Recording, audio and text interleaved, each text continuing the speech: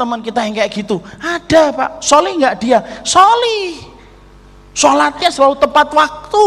Tapi kalau giliran dagang, selalu aja dagangannya itu tidak pernah laku.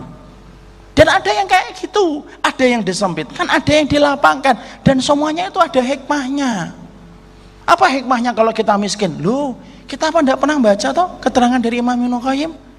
Imam Ibnu Qayyim itu menjelaskan kadang-kadang Allah itu menjadikan kita itu dimiskinkan hartanya oleh Allah. Kenapa? Supaya kita menikmati pada rezeki yang sedikit, dimana kalau harta kita banyak biasanya kita tidak bisa bersyukur pada sesuatu yang sedikit, ya atau tidak? Ya. Kalau bapak terbiasa megang itu 2 miliar, 3 miliar, ada uang di kantong kita 100.000, kita akan memandang remeh. 100.000 bayar parkir 2 kali. Ini kalau ada kayak gitu, masya Allah, jemaah seliman itu.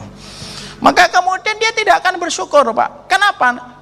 Dia akan bersyukur kalau hitungannya itu sudah 200-300 juta. Kenapa? Terbiasa membawa banyak Pak. Tapi kalau kemudian kita jarang bawa uang 1 miliar, mending 1 miliar Pak, 10 juta aja enggak pernah. Lu dapat uang 10.000 aja bisa bersyukur Pak. Orang kalau terbiasa makan ayam, makan daging, maka kemudian dia tidak bisa menikmati lagi. Justru yang dicari apa? Yang dicari malah yang lainnya. Orang kalau terbiasa makan telur, akhirnya kemudian dia tidak bisa menikmati telur itu. Allah itu kalau bagi orang mukmin, kenapa Allah jadikan ada orang mukmin tidak dimudahkan dia mencari harta?